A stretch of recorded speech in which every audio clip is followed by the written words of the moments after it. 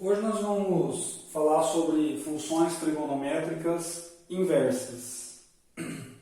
E então quer dizer que nós vamos misturar alguns conceitos que nós já estudamos nas aulas anteriores. Funções trigonométricas com funções inversas. Tá? A primeira pergunta que a gente tem que fazer é o seguinte. Dada uma função como seno ou a cosseno que eu coloquei aqui, tá? Uma parte dela, né? Que ela é infinita para lá e para cá também, certo? Coloquei alguns períodos dela aqui. Dada uma função, ela é invertível? Essa é a primeira pergunta, tá? Lembrando que uma função admite inversa, ou seja, ela é invertível, se e somente se ela é bijetora. Então, vamos analisar aqui com calma. Essa função aqui, do jeito que ela se encontra aqui, ela não é invertível, porque ela não é bijetora. Por quê? Porque ela não é injetora, né? Se você passar uma reta paralela ao eixo X, vai tocar em vários pontos do gráfico. Para ser injetora, tem que tocar em apenas um. Como ela é contínua, basta ver que ela não é monótona, né? Para uma função ser injetora, ela tem que ser monótona. Aqui ela não é, ela cresce, decresce. E a função cosseno, mesma coisa, ela não é injetora do jeito que ela se encontra aqui. Porém, a gente consegue fazer uma manipulação algébrica no domínio da função e restringir o domínio da função para que ela se torne invertível. Como a gente faz isso? A gente pega essa função e considera só uma parte dela. Tá? No caso aqui eu vou pegar essa parte aqui, ó, a parte que vai do menos π sobre 2, certo? Que ela é crescente, passa pelo zero. Aqui ela deixa de ser crescente, tá vendo? Ó? Que é onde é o π sobre 2. Então, eu vou pegar essa função nesse intervalo aqui, ó, de menos π sobre 2 até o π sobre 2. Ou seja, eu peguei a função seno e fiz o quê? Ó, função seno, o que eu fiz? Vou chamar de f, que aí fica melhor depois, né? A minha f, eu peguei de menos π sobre 2 até o π sobre 2. No intervalo, menos 1, 1. Então, ó, esse passa a ser o domínio, certo? E essa continua sendo a imagem que está aqui. O que essa função faz? Ela pega um x e transforma em f de x da forma seno de x. Então, por definição de inversa, quem que é a inversa dessa função? Olha, a inversa dessa função é a função que a gente chama de f é menos 1. O que é imagem passa a ser o domínio, né? Que é de menos 1 até 1.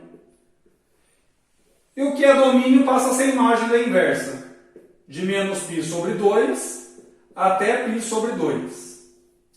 E como essa função está definida? Nesse intervalo aqui, ela é injetora, sobrejetora, porque a gente pode considerar o contradomínio sendo menos 1 a 1. Então, o contradomínio é a própria imagem. E aí, quem é a função inversa? É a função que pega um x aqui e transforma em f menos 1 de x como sendo o arcseno de x. Certo? Então, a função inversa do seno é o arcseno. Tá? Ou seja, como que a gente lê isso? É o arco cujo seno é x. Tá? Daqui a pouco nós vamos fazer alguns exemplos aprendendo a calcular o arcseno de um ângulo. Agora, e a função cosseno? Olha, a mesma coisa, né?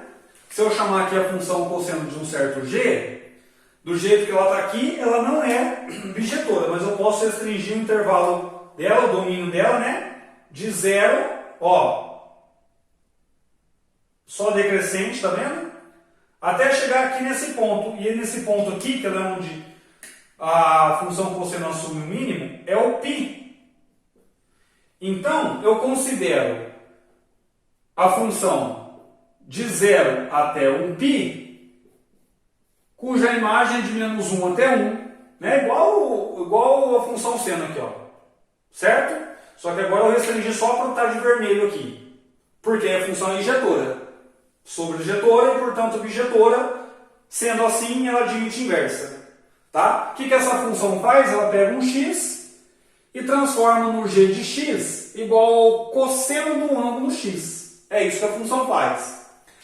Agora, a inversa, que eu vou chamar de g a menos 1, o que é imagem vira domínio, né? E o que é domínio vira imagem da função inversa. O que essa função faz? Ela pega um x aqui e transforma em um g a menos 1 de x, ou seja, a inversa de g é dada por arquicosseno de x. Então, essas duas funções, certo? São as funções inversas do seno e do cosseno, respectivamente. Tá? Nas próximas aulas aí nós vamos aprender a construir o gráfico dessas funções, tá? E também definir a função arquitangente, que será a inversa da tangente. Então, como que funciona isso daqui na prática? Bom, vamos fazer um exemplo aqui. Vamos supor que eu queira calcular alguns valores, como por exemplo, esse daqui, ó, arc seno de meio. Ou se não, eu quero calcular o arc cosseno de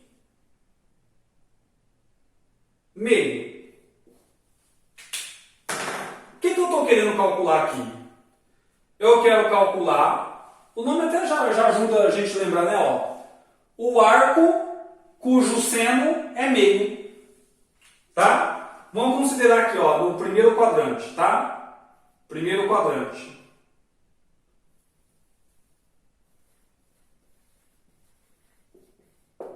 Para não ter ambiguidade, né? Então, no primeiro quadrante, qual é o arco cujo seno é meio?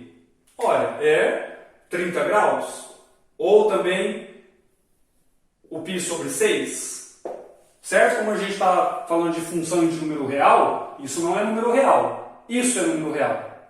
Tá? Então, a gente lê assim, ó. Arco cujo seno é meio. Tá? Para você lembrar. E aqui é a mesma coisa, ó. Qual é o arco cujo cosseno é meio? Então é isso que eu estou procurando, né? Qual é o arco cujo cosseno é meio no primeiro quadrante? 60. Ou o π sobre 3. Tá? Repito, não use isso em função, hein? Função a gente usa número real. Usa o π sobre 3. Ou senão a gente ainda pode pensar em alguma coisa parecida com isso assim, ó. Como que eu calculo o arc seno do seno de π sobre 5?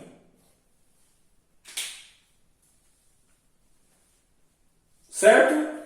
Olha, o arc seno do seno, uma anula a outra. Por quê? Essa daqui é a inversa dessa.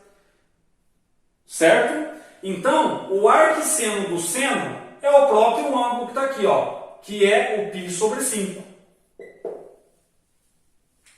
Certo? Então, o arc seno anula o seno. Ou seja, se eu tiver alguma coisa, assim, ó,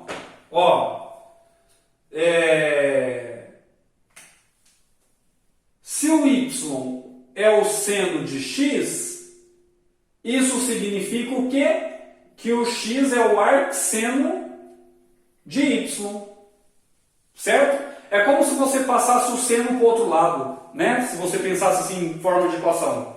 Como você faz esse seno? Como você isola o x aqui? Se fosse um número multiplicando, você passaria dividindo, né? Assim, somando, subtraindo. Operação inversa. Aqui você aplica o arcseno em ambos os lados. E mesma coisa com arcosseno.